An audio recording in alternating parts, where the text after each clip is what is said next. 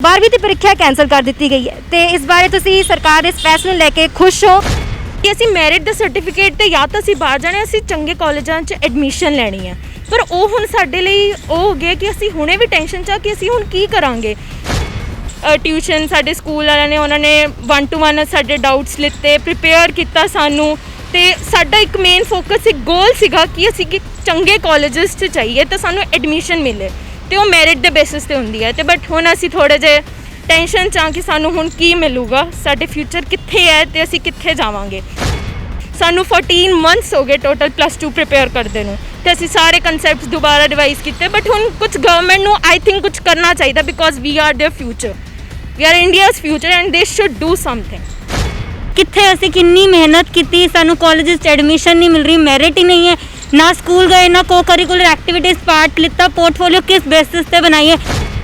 ਅੱਜ ਵੀ ਡਿਸੀਜਨ ਪਹਿਲੇ 4 ਵਾਰੀ ਲਟਕਾਇਆ ਗਿਆ ਹੈਗਾ ਤੇ ਅਸੀਂ ਹੁਣ ਕਿੱਥੇ ਹੈਡ ਕਰੀਏ ਸਮਝ ਨਹੀਂ ਆ ਰਿਹਾ। ਅਸੀਂ ਵਿੱਚ ਲਟਕੇ ਪਏ ਹਾਂ। ਜੇ ਮਿਹਨਤ ਕੀਤੀ ਹੈ ਮੈਂ ਮੰਨਦੀ ਹਾਂ ਉਹਦਾ ਫਲ ਜ਼ਰੂਰ ਮਿਲਦਾ ਹੈਗਾ, ਪਰ ਜਿਹੜੇ ਵਿਚਾਰਿਆਂ ਨੇ ਟਿਊਸ਼ਨਾਂ ਦੀ ਫੀਸਾਂ ਕੱਢੀਆਂ ਨੇ ਆਪਣੇ ਘਰਦਿਆਂ 'ਚ ਆਪਣੀ ਰੋਜ਼ੀ ਰੋਟੀ ਨੂੰ ਸੈਕਰੀਫਾਈਸ ਕਰਕੇ ਟਿਊਸ਼ਨਾਂ ਦੀ ਫੀਸਿਸ ਕੱਢੀਆਂ, ਲੱਖ ਰੁਪਏ ਮੈਡੀਕਲ ਵਾਲੇ ਸਟੂਡੈਂਟਸ, ਉਹਨਾਂ ਦੀ ਹਾਲਤ ਇੱਕ ਵਾਰੀ ਜੇ ਸੋਚੀ ਜਾਵੇ ਤਾਂ ਸ਼ਾਇਦ ਬਹੁਤ ਹੀ ਖਰਾਬ ਹੈਗੀ ਹੈ। ਤੇ ਮੈਂ ਚਾਹੁੰਦੀ ਹਾਂ ਕਿ ਗਵਰਨਮੈਂਟ ਥੋੜਾ ਮੈਜਰ ਲਏ, ਇਹਨਾਂ ਲਈ ਕੁਝ ਇੰਟਰੋਡਿਊਸ ਕਰੇ ਜਿਹਦੇ ਨਾਲ ਸਾਨੂੰ ਇੱਕ ਪਲੇਟਫਾਰਮ ਮਿਲੇ, ਅਸੀਂ ਅੱਗੇ ਆਈਏ, ਸਾਡੀ ਜਿਹੜੀ ਮਿਹਨਤ ਹੈ ਉਹਦਾ ਕੋਈ ना कोई ਸਾਨੂੰ कुछ फल मिले। और जो लोग फ्यूचर अपना बाहर सोच रहे थे उनका भी कुछ पता नहीं है। इवन मेरी फ्रेंड है जिसके घर में रिसेंटली उसके भाई की डेथ हुई थी, तो she was not in the state कि हाँ वो बोर्ड्स दे। उसको भी मैंने तैयार किया था कि हाँ तू बोर्ड्स देगी और उसकी तैयारी भी करवाई थी। It was all fail now. ਤੇ ਅਸੀਂ ਪੂਰਾ ਪ੍ਰੀਪੇਅਰ ਕੀਤਾ ਹੋਇਆ ਸੀ ਕਿ ਅਸੀਂ ਬਾਹਰ ਜਾ ਕੇ ਆਹ ਵਾਲੇ ਕਾਲਜ 'ਚ ਜਾਣਾ, ਅਸੀਂ ਉੱਥੇ ਐਡਮਿਸ਼ਨ ਲੈਣੀ, ਅਸੀਂ ਉੱਥੇ ਆਪਣਾ ਫਿਊਚਰ ਸੈੱਟ ਕਰਨਾ। But we are in the mid, we don't know what we are doing. ਮੈਨੂੰ ਬਹੁਤ ਜ਼ਿਆਦਾ ਅਫਸੋਸ ਹੈ ਕਿ ਅਸੀਂ ਬੋਰਡ ਪੇਪਰ ਨਹੀਂ ਦੇ ਪਾ ਰਹੇ, ਕਿਉਂਕਿ ਅਸੀਂ ਬੋਰਡ 'ਚ ਹੋਰ ਵੀ ਇਹ ਤੋਂ ਵੱਧ ਸਕੋਰ ਕਰ ਸਕਦੇ ਸੀ ਤੇ ਵੱਡੀਆਂ ਓਪਰਚੁਨਿਟੀਜ਼ ਨੂੰ ਫੁਲਫਿਲ ਕਰ ਸਕਦੇ ਸੀ। ਬਟ ਨਾਓ ਵੀ ਡੋਂਟ ਨੋ। ਜਿਹੜੇ ਬੱਚਿਆਂ ਨੇ ਫਾਈਨੈਂਸ਼ੀਅਲੀ ਅਨਸਟੇਬਲ ਸੀਗੇ ਉਹਨਾਂ ਨੇ ਸਟਿਲ ਟਿਊਸ਼ਨਸ ਦੀਆਂ ਫੀਸਾਂ ਦਿੱਤੀਆਂ, ਸਾਰਾ ਆਪਣਾ ਮੈਨੇਜ ਕੀਤਾ, ਉਹਨਾਂ ਨੂੰ ਫਾਈਨੈਂਸ਼ੀਅਲ ਹੈਲਪ ਵੀ ਪ੍ਰੋਵਾਈਡ ਕੀਤੀ ਜਾਵੇ ਤੇ ਆਪਣੇ ਟੈਸਟ ਰੱਖਣ ਐਡਮਿਸ਼ਨ ਲਈ, ਤਾਂ ਕਿ ਜਿਹੜੇ ਬੱਚਿਆਂ ਨੇ ਮਿਹਨਤ ਕੀਤੀ ਹੈ ਉਹ ਟੈਸਟ ਦੇ ਥਰੂ ਆਪਣੀ ਐਡਮਿਸ਼ਨਸ ਲੈ ਸਕਣ। ਜਿਸ ਫੈਸਲੇ ਨੂੰ ਲੈ ਕੇ ਪੂਰੇ ਭਾਰਤ ਵਿੱਚ ਵਿਦਿਆਰਥੀ ਇੰਤਜ਼ਾਰ ਕਰ ਰਹੇ ਸੀ, ਉਹ ਫੈਸਲਾ ਕੱਲ੍ਹ ਸਰਕਾਰ ਵੱਲੋਂ ਕਰ ਦਿੱਤਾ ਗਿਆ ਹੈ। 12ਵੀਂ ਦੀ ਪ੍ਰੀਖਿਆ ਵੀ ਹੁਣ ਰੱਦ ਕਰ ਦਿੱਤੀ ਗਈ ਹੈ। ਪਰ ਜਾਣਨ ਵਾਲੀ ਗੱਲ ਹੈ ਕਿ ਜਿਹੜੇ ਬੱਚੇ ਨੇ ਉਹ ਇਸ ਫੈਸਲੇ ਤੋਂ ਖੁਸ਼ ਨੇ ਕਿ ਨਿਰਾਸ਼। ਅੱਜ ਆਪਾਂ ਬੱਚਿਆਂ ਤੋਂ ਜਾਣਾਂਗੇ, 12ਵੀਂ ਦੀ ਪ੍ਰੀਖਿਆ ਦੇ ਬੱਚੇ ਸਾਡੇ ਨਾਲ ਮੌਜੂਦ ਨੇ, ਉਹਨਾਂ ਨਾਲ ਗੱਲ ਕਰਾਂਗੇ ਤੇ ਜਾਣਾਂਗੇ ਕਿ ਉਸ ਫੈਸਲੇ ਨੂੰ ਲੈ ਕੇ ਉਹਨਾਂ ਦਾ ਕੀ ਕਹਿਣਾ। 12ਵੀਂ ਦੀ ਪ੍ਰੀਖਿਆ ਕੈਂਸਲ ਕਰ ਦਿੱਤੀ ਗਈ ਹੈ ਤੇ ਇਸ ਬਾਰੇ ਤੁਸੀਂ ਸਰਕਾਰ ਦੇ ਇਸ ਫੈਸਲੇ ਨੂੰ ਲੈ ਕੇ ਖੁਸ਼ ਹੋ ਕਿ ਕਿਤੇ ਨਿਰਾਸ਼ ਹੈ, ਕਿਉਂਕਿ ਕਈ ਬੱਚਿਆਂ ਨੇ ਕਾਫੀ ਤਿਆਰੀ ਕੀਤੀ ਸੀ ਇਸ ਨੂੰ ਲੈ ਕੇ, ਤਾਂ ਕੀ ਕਹਿਣਾ ਤੁਹਾਡਾ? जी देखो हुण पेपर कैंसल, एक साइड खुशी भी है पर एक साइड ये है कि आखिरी 14 महीने तो कि पढ़ भी रहे, मतलब आखिरी 14 महीने तो नहीं, आखिरी जद ਜਿਹੜੇ आखिरी 3-4 ਮਹੀਨੇ ਜਿਹੜੇ ਕ੍ਰੂਸ਼ੀਅਲ ਹੁੰਦੇ ਆ ਉਹ 'ਚ ਤਾਂ ਕਾਫੀ ਫੋਕਸ ਰਿਹਾ ਪੜ੍ਹਾਈ ਵੱਲ। ਕਿ ਜਿਵੇਂ ਸਾਨੂੰ ਪਹਿਲਾਂ ਫੈਬ ਮਾਰਚ ਦੀ ਐਕਸਪੈਕਟੇਸ਼ਨ ਸੀ, ਤਦ ਦਸੰਬਰ ਜਨਵਰੀ ਲਈ ਮਤਲਬ ਤਿਆਰੀ ਵਧੀਆ ਕਰ ਰਹੇ ਸੀ। ਫਿਰ ਜਦ ਥੋੜ੍ਹੇ ਡਿਲੇ ਹੋ ਗਏ, ਵਿੱਚ ਇੱਕ ਰੈਸਟ ਮਿਲ ਗਿਆ। ਉਸ ਤੋਂ ਬਾਅਦ ਜਦ ਫਿਰ ਉਹਨਾਂ ਨੇ ਕਿਹਾ ਕਿ ਮਈ ਦੀ ਇੱਕ ਡੇਟ ਸ਼ੀਟ ਆਈ, ਮਈ ਜੂਨ ਦੀ, ਤਦ ਫਿਰ ਇੱਕ ਤਿਆਰੀ ਸ਼ੁਰੂ ਹੋਈ ਸਾਰਿਆਂ, ਮਤਲਬ ਫਿਰ ਇੱਕ ਫੋਕਸ ਪ੍ਰੋਪਰ ਬਣ ਗਿਆ ਸੀ। ਮੋਟੀਵੇਸ਼ਨ ਜਿਵੇਂ ਆਪਾਂ ਆਪਣੇ ਮਤਲਬ ਟਿਊਸ਼ਨ ਹੈਗੀ ਆ ਵਿਪੁਲ ਭਈਆ ਕੋਲ ਆਪਾਂ ਪੜ੍ਹਦੇ ਹਾਂ ਅਤੇ ਮਹਿਕ ਦੀਦੀ ਆ ਸਾਡੇ ਟੀਚਰ, ਜਿਵੇਂ ਉਹਨਾਂ ਦੋਨਾਂ ਨੇ ਵੀ ਸਾਨੂੰ ਕਾਫੀ ਮੋਟੀਵੇਟ ਕੀਤਾ ਅਤੇ ਇੱਕ ਪ੍ਰੋਪਰ ਮਤਲਬ ਇੱਕ ਬਣ ਗਿਆ ਸੀ ਕਿ ਹਾਂ ਕਿ ਇੱਕ ਮਾਈਂਡ ਸੀਗਾ ਕਿ ਦੇਣੇ ਆ ਮਈ ਦੇ ਉੱਚ ਪੇਪਰ ਅਤੇ ਤਿਆਰੀ ਵੀ ਚੱਲ ਰਹੀ ਸੀ। ਬਟ ਉਸ ਤੋਂ ਬਾਅਦ ਇਹ ਹੈ ਕਿ ਕਰੋਨਾ ਵੀ ਇੰਨਾ ਵੱਧ ਰਿਹਾ ਅਤੇ ਉਸ ਮਤਲਬ ਸਰਕਾਰ ਦਾ ਇਸ ਟਾਈਮ ਡਿਸੀਜਨ ਤਾਂ ਬਿਲਕੁਲ ਸਹੀ ਹੈ ਕਿ ਹਾਂ ਨਹੀਂ ਹੋਣਾ ਚਾਹੀਦਾ, ਕਿਉਂਕਿ ਇਸ ਟਾਈਮ ਤਾਂ ਆਪਾਂ ਕਰੋਨਾ ਨੂੰ ਘਟਾਉਣਾ ਵਾ, ਮੇਨ ਫੋਕਸ ਇਹ ਹੈ ਸਰਕਾਰ ਦਾ ਵੀ। ਬਟ ਮੇਨਲੀ ਇਹ ਹੈ ਕਿ ਹੁਣ ਜਿਨ੍ਹਾਂ ਦੇ ਕਈਆਂ ਦੇ ਘਰ ਦੀ ਸਟੇਬਿਲਿਟੀ ਨਹੀਂ ਸੀ, ਜਿਨ੍ਹਾਂ ਦੇ ਘਰ 'ਚ ਡੈਥਸ ਹੋਈਆਂ, ਕਈਆਂ ਦੇ ਘਰ 'ਚ ਫਾਈਨੈਂਸ਼ੀਅਲ ਪ੍ਰੋਬਲਮਸ ਹੋ ਗਈਆਂ, ਲੋਕ ਬਹੁਤ ਅਲੱਗ ਤਰ੍ਹਾਂ ਦੀ ਪ੍ਰੋਬਲਮਸ ਤੋਂ ਜਾ ਰਹੇ, ਸਾਈਕੋਲੋਜੀਕਲ ਪ੍ਰੋਬਲਮਸ ਤੋਂ ਮਤਲਬ ਫੇਸ ਕਰ ਰਹੇ ਆ ਲੋਕ ਇਸ ਟਾਈਮ, ਅਤੇ ਉਹਨਾਂ ਵਾਸਤੇ ਤਾਂ ਬਹੁਤ ਵੱਡੀ ਰਿਲੈਕਸੇਸ਼ਨ ਹੈ ਸਰਕਾਰ ਵੱਲੋਂ। ਬਾਕੀ ਜਿਨ੍ਹਾਂ ਨੇ ਮਿਹਨਤ ਕੀਤੀ ਆ ਉਹਨਾਂ ਵਾਸਤੇ ਚਲੋ, ਬਟ ਇਹ ਹੈ ਕਿ ਜੇ ਉਹਨਾਂ ਨੇ ਮਿਹਨਤ ਕੀਤੀ ਹੈ ਤਾਂ ਉਹਨਾਂ ਨੂੰ ਅੱਗੇ ਵੈਸੇ ਵੀ ਓਪਰਚੁਨਿਟੀਜ਼ ਮਿਲ ਜਾਣਗੀਆਂ। ਜ਼ਰੂਰੀ ਨਹੀਂ ਹੁੰਦਾ ਕਿ ਹਾਂ ਇੱਕ ਪਰਸੈਂਟੇਜ ਹੈ, ਪਰ ਉਹਨਾਂ ਨੂੰ ਵੈਸੇ ਵੀ ਓਪਰਚੁਨਿਟੀਜ਼ ਜਿਹੜੇ ਮਿਹਨਤ ਕਰਨੇ ਉਹਨਾਂ ਨੇ ਮਿਹਨਤ ਕਰਕੇ ਕੁਛ ਅਚੀਵ ਕਰ ਹੀ ਲੈਣਾ। ਜਦ ਇਹ ਡਿਸੀਜਨ ਆਇਆ ਤਾਂ ਤੁਹਾਡੇ ਮਨ 'ਚ ਕੀ ਚੱਲ ਰਿਹਾ ਸੀ? ਕਿਉਂਕਿ ਦੇਖਿਆ ਕਿ ਬੱਚੇ ਮਤਲਬ ਕਾਫੀ ਇਸ ਨੂੰ ਲੈ ਕੇ ਕਾਫੀ ਮਤਲਬ ਸੀਗਾ ਕਿ ਐਗਜ਼ਾਮ ਦੇਣੇ ਆ ਨਹੀਂ ਦੇਣੇ ਆ, ਤਾਂ ਜਦ ਇਹ ਡਿਸੀਜਨ ਆਇਆ ਤਾਂ ਤੁਹਾਡਾ ਰਿਐਕਸ਼ਨ ਕੀ ਸੀ, ਤੁਹਾਡੇ ਦੋਸਤਾਂ ਦਾ ਕੀ ਰਿਐਕਸ਼ਨ ਸੀ? ਮੇਰੇ ਦੋਸਤਾਂ ਦਾ ਰਿਐਕਸ਼ਨ ਤਾਂ ਕਾਫੀ ਖੁਸ਼ ਸੀਗੇ ਸਾਰੇ, ਮਤਲਬ ਜਿਵੇਂ ਥੋੜੇ ਘੱਟ ਆਪਾਂ ਐਵਰੇਜ ਨੇ ਘੱਟ ਪੜ੍ਹਨ ਵਾਲੇ ਨੇ ਤਾਂ ਉਹ ਤਾਂ ਕਾਫੀ ਖੁਸ਼ ਸੀ। ਮੈਂ ਵੀ ਖੁਸ਼ ਸੀਗਾ ਕਿ ਹਾਂ ਚਲੋ ਠੀਕ ਹੈ ਮਿਹਨਤ ਕੀਤੀ ਸੀ, ਪਰ ਇੱਕ ਹੁੰਦਾ ਨਾ ਕਿ ਬਿਨਾਂ ਪੇਪਰਾਂ ਤੋਂ ਹਾਂ ਬੰਦਾ ਰਿਲੈਕਸ ਹੋ ਰਿਹਾ, ਤਾਂ ਉਹ ਇੱਕ ਖੁਸ਼ੀ ਵੀ ਸੀ। ਪਰ ਸਾਈਡ 'ਚ ਹਾਂ ਕਿ ਬਿਨਾਂ +2 ਮਤਲਬ ਕਿਸ ਤਰੀਕੇ, ਕਿਉਂਕਿ ਆਖਰੀ ਸਾਲ ਹੁੰਦਾ ਸਕੂਲ ਦਾ, ਹਰ ਇੱਕ ਨੂੰ ਹੁੰਦਾ ਕਿ ਹਾਂ ਆਖਰੀ ਸਾਲ ਹੈ, ਵਧੀਆ ਤਰੀਕੇ ਬਿਤਾਉਣਾ, ਵਧੀਆ ਤਰੀਕੇ ਪੜ੍ਹਨਾ ਵੀ ਹੈ ਅਤੇ ਬਿਤਾਉਣਾ ਵੀ ਹੈ, ਇੱਕ ਹੁੰਦਾ। ਪਰ ਚਲੋ ਹੁਣ ਜਿਵੇਂ ਉਹ ਰੱਬ ਮਨਜ਼ੂਰ ਚਾਹਵੇ ਕਿ ਹਾਂ ਕਿ ਇੱਕ ਇਹ ਬਿਮਾਰੀ ਫੈਲੀ ਹੋਈ ਤਾਂ ਉਸ ਕਰਕੇ ਉਹ ਚੀਜ਼ ਨਹੀਂ ਹੁਣ ਰਹੀ, ਬਾਕੀ ਦੇਖੋ ਅੱਗੇ ਕੀ ਬਣਦਾ।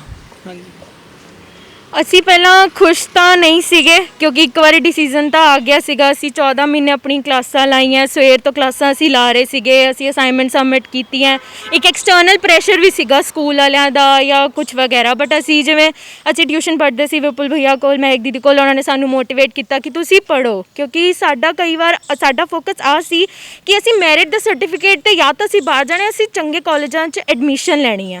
ਪਰ ਉਹ ਹੁਣ ਸਾਡੇ ਲਈ ਉਹ ਹੋ ਗਿਆ ਕਿ ਅਸੀਂ ਹੁਣੇ ਵੀ ਟੈਨਸ਼ਨ 'ਚ ਆ ਕਿ ਅਸੀਂ ਹੁਣ ਕੀ ਕਰਾਂਗੇ, ਕਿਉਂਕਿ ਅਸੀਂ ਪੜ੍ਹੇ, ਅਸੀਂ ਮਿਹਨਤ ਕੀਤੀ। ਕਿਉਂ ਕੀਤੀ? ਕਿਉਂਕਿ ਸਾਨੂੰ ਪਤਾ ਸੀ ਸਾਡੇ ਮੈਰਿਟ ਦੇ ਬੇਸਿਸ 'ਤੇ ਸਾਨੂੰ ਐਡਮਿਸ਼ਨ ਮਿਲਦੀ ਹੈ। ਬਟ ਹੁਣ ਜਿਵੇਂ ਉਹ ਸਾਡੇ ਪੇਪਰ ਨਹੀਂ ਹੋਏ ਅਤੇ ਉਹਦੇ ਵਿੱਚ ਘੱਟੋ ਘੱਟ ਵਿੱਚ ਅਸੀਂ ਥੋੜ੍ਹੇ ਜਿਹੇ ਹਾਲੇ ਵੀ ਡਿਸਟ੍ਰੈਸ 'ਚ ਹਾਂ ਕਿ ਅਸੀਂ ਹੁਣ ਕੀ ਕਰਾਂਗੇ, ਸਾਡੀ ਐਡਮਿਸ਼ਨ ਕਿੱਥੇ ਹੋਊਗੀ, ਸਾਡਾ ਫਿਊਚਰ ਇੱਕ ਵਿੱਚ ਹੀ ਲਟਕਿਆ ਪਿਆ, ਕਿਉਂਕਿ ਪਹਿਲਾਂ ਵੀ ਵਿੱਚ ਲਟਕਿਆ ਪਿਆ ਸੀ। ਅਸੀਂ ਜਿਵੇਂ 14 ਮਹੀਨੇ ਅਸੀਂ ਪਹਿਲਾਂ ਵੇਟ ਕੀਤੀ ਕਿ ਹਾਂ ਚੱਲ ਹੁਣ ਪੋਸਟਪੋਨ ਹੋਣਗੇ, ਅਸੀਂ ਪੜ੍ਹੇ, ਅਸੀਂ ਪੂਰੇ ਸਾਰੇ ਕਲਾਸਾਂ ਲਾਈਆਂ, ਅਸੀਂ ਪੂਰੀ ਓਨੈਸਟੀ ਨਾਲ ਅਸੀਂ ਟੈਸਟ ਦਿੱਤੇ, ਸਾਡੇ ਟਿਊਸ਼ਨ ਸਾਡੇ ਸਕੂਲ ਵਾਲਿਆਂ ਨੇ ਉਹਨਾਂ ਨੇ 1 to 1 ਸਾਡੇ ਡਾਊਟਸ ਲਿੱਤੇ, ਪ੍ਰੀਪੇਅਰ ਕੀਤਾ ਸਾਨੂੰ। ਅਤੇ ਸਾਡਾ ਇੱਕ ਮੇਨ ਫੋਕਸ, ਇੱਕ ਗੋਲ ਸੀਗਾ ਕਿ ਅਸੀਂ ਚੰਗੇ ਕਾਲਜਸ 'ਚ ਚਾਹੀਏ ਤਾਂ ਸਾਨੂੰ ਐਡਮਿਸ਼ਨ ਮਿਲੇ, ਅਤੇ ਉਹ ਮੈਰਿਟ ਦੇ ਬੇਸਿਸ 'ਤੇ ਹੁੰਦੀ ਹੈ। ਅਤੇ ਬਟ ਹੁਣ ਅਸੀਂ ਥੋੜ੍ਹੇ ਜਿਹੇ ਟੈਨਸ਼ਨ 'ਚ ਹਾਂ ਕਿ ਸਾਨੂੰ ਹੁਣ ਕੀ ਮਿਲੂਗਾ, ਸਾਡੇ ਫਿਊਚਰ ਕਿੱਥੇ ਹੈ ਅਤੇ ਅਸੀਂ ਕਿੱਥੇ ਜਾਵਾਂਗੇ, ਕਿਉਂਕਿ ਅਸੀਂ ਇੰਡੀਆ ਦੇ ਫਿਊਚਰ ਹਾਂ। ਫਿਰ ਇੰਡੀਆ ਦੇ ਫਿਊਚਰ ਨੂੰ ਹੀ ਹੈ ਚੰਗੀ ਤਰ੍ਹਾਂ ਸੋਲਿਊਸ਼ਨ ਨਹੀਂ ਦੇਣਗੇ, ਗਵਰਨਮੈਂਟ ਨਹੀਂ ਦੇ ਰਹੀ, ਕਿਉਂਕਿ ਉਹ ਬਾਰ-ਬਾਰ ਇੱਕ ਵਾਰ ਪਹਿਲਾਂ ਪੋਸਟਪੋਨ ਕਰਤੀ, ਫਿਰ ਉਹਨੂੰ ਅਸੀਂ ਫਿਰ ਅਸੀਂ ਕੀਤਾ ਕਿ ਹਾਂ ਚੱਲ ਅਸੀਂ ਪੇਪਰ ਦੇਣਾ, ਅਸੀਂ ਹੋਰ ਟੈਨਸ਼ਨ ਲਿੱਤੀ। ਸਾਨੂੰ 14 ਮੰਥਸ ਹੋ ਗਏ ਟੋਟਲ +2 ਪ੍ਰੀਪੇਅਰ ਕਰਦੇ ਨੂੰ, ਅਤੇ ਅਸੀਂ ਸਾਰੇ ਕਨਸੈਪਟਸ ਦੁਬਾਰਾ ਰਿਵਾਈਜ਼ ਕੀਤੇ। ਬਟ ਹੁਣ ਕੁਝ ਗਵਰਨਮੈਂਟ ਨੂੰ ਆਈ ਥਿੰਕ ਕੁਝ ਕਰਨਾ ਚਾਹੀਦਾ, because we are their future, we are India's future and they should do something. ਮੈਂ ਕਹਿਣਾ ਚਾਹੂੰਗੀ ਕਿ ਜੀ ਅਸੀਂ ਸਵੇਰੇ 9 ਵਜੇ ਤੋਂ ਲੈ ਕੇ ਸ਼ਾਮੀ 4 ਵਜੇ ਤੱਕ ਰੈਗੂਲਰ ਪਹਿਲੇ ਸਕੂਲ ਦੀਆਂ ਕਲਾਸਿਸ ਲਗਾਈਆਂ। ਸਕਰੀਨ ਟਾਈਮ ਇੰਨਾ ਜ਼ਿਆਦਾ ਹੋ ਜਾਂਦਾ ਸੀਗਾ, ਹੈਡੇਕ ਹੁੰਦਾ ਸੀ, ਸਟਿਲ ਅਸੀਂ ਮੈਨੇਜ ਕੀਤਾ ਅਤੇ ਸਾਡਾ ਫਿਊਚਰ ਇਟਸ ਹੈਡਿੰਗ ਨੋਵੇਅਰ। ਕਿੱਥੇ ਅਸੀਂ ਕਿੰਨੀ ਮਿਹਨਤ ਕੀਤੀ, ਸਾਨੂੰ ਕਾਲਜਿਸ 'ਚ ਐਡਮਿਸ਼ਨ ਨਹੀਂ ਮਿਲ ਰਹੀ, ਮੈਰਿਟ ਹੀ ਨਹੀਂ ਹੈ, ਨਾ ਸਕੂਲ ਗਏ, ਨਾ ਕੋ ਕਰਿਕੂਲਰ ਐਕਟੀਵਿਟੀਜ਼ ਪਾਰਟ ਲਿੱਤਾ, ਪੋਰਟਫੋਲੀਓ ਕਿਸ ਬੇਸਿਸ 'ਤੇ ਬਣਾਈਏ। ਪੂਰੀ ਰਾਤ ਬੱਚੇ ਜਿਹੜੇ ਐਨਜ਼ਾਈਟੀ, ਡਿਪਰੈਸ਼ਨ, ਇਹ ਚੀਜ਼ਾਂ ਤੋਂ ਜਾ ਰਹੇ ਆ, ਇਸ ਚੀਜ਼ ਕਰਕੇ ਅਸੀਂ ਕਿੱਥੇ ਹੈਡ ਕਰਾਂਗੇ ਮੈਨੂੰ ਨਹੀਂ ਪਤਾ। ਅੱਜ ਵੀ ਡਿਸੀਜਨ ਪਹਿਲੇ 4 ਵਾਰੀ ਲਟਕਾਇਆ ਗਿਆ ਹੈਗਾ ਅਤੇ ਅਸੀਂ ਹੁਣ ਕਿੱਥੇ ਹੈਡ ਕਰੀਏ ਸਮਝ ਨਹੀਂ ਆ ਰਿਹਾ, ਅਸੀਂ ਵਿੱਚ ਲਟਕੇ ਪਏ ਹਾਂ। ਜੇ ਮਿਹਨਤ ਕੀਤੀ ਹੈ ਮੈਂ ਮੰਨਦੀ ਹਾਂ ਉਹਦਾ ਫਲ ਜ਼ਰੂਰ ਮਿਲਦਾ ਹੈਗਾ, ਪਰ ਜਿਹੜੇ ਵਿਚਾਰਿਆਂ ਨੇ ਟਿਊਸ਼ਨਾਂ ਦੀ ਫੀਸਾਂ ਕੱਢੀਆਂ ਨੇ, ਆਪਣੇ ਘਰਦਿਆਂ 'ਚੋਂ ਆਪਣੀ ਰੋਜ਼ੀ ਰੋਟੀ ਨੂੰ ਸੈਕਰੀਫਾਈਸ ਕਰਕੇ ਟਿਊਸ਼ਨਾਂ ਦੀ ਫੀਸਿਸ ਕੱਢੀਆਂ, ਲੱਖ ਰੁਪਏ ਮੈਡੀਕਲ ਵਾਲੇ ਸਟੂਡੈਂਟਸ, ਉਹਨਾਂ ਦੀ ਹਾਲਤ ਇੱਕ ਵਾਰੀ ਜੇ ਸੋਚੀ ਜਾਵੇ ਤਾਂ ਸ਼ਾਇਦ ਬਹੁਤ ਹੀ ਖਰਾਬ ਹੈਗੀ ਹੈ। ਅਤੇ ਮੈਂ ਚਾਹੁੰਦੀ ਹਾਂ ਕਿ ਗਵਰਨਮੈਂਟ ਥੋੜ੍ਹਾ ਮੈਜਰ ਲਏ, ਇਹਨਾਂ ਲਈ ਕੁਝ ਇੰਟਰੋਡਿਊਸ ਕਰੇ ਜਿਹਦੇ ਨਾਲ ਸਾਨੂੰ ਇੱਕ ਪਲੈਟਫਾਰਮ ਮਿਲੇ, ਅਸੀਂ ਅੱਗੇ ਆਈਏ, ਸਾਡੀ ਜਿਹੜੀ ਮਿਹਨਤ ਹੈ ਉਹਦਾ ਕੋਈ ਨਾ ਕੋਈ ਸਾਨੂੰ ਕੁਝ ਫਲ ਮਿਲੇ। ये जो डिसीजन हुआ है उससे ज़्यादा किसी को खुशी मिली भी नहीं और ज़्यादा दुख भी नहीं कोई मना रहा है, क्योंकि कुछ कह रहे हैं कि उनकी +2 अच्छी नहीं गई, तो कुछ कह रहे हैं तो उनका पेपर नहीं हुए, तो उनका जितनी भी चीज़ें हुई हैं वो सारी उनके हक़ में नहीं हुई।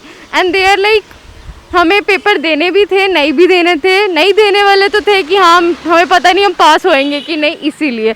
लेकिन जिन्होंने अपनी प्रॉपर मेहनत की थी, मैंने भी बहुत मेहनत की थी, मैंने पूरा तैयारी कर ली थी, 6 महीने पहले कर ली थी, क्योंकि पता था प्री बोर्ड्स होने हैं, उनकी पेपर की तैयारी करो, फिर उसके बाद सब तैयारी की है मैंने।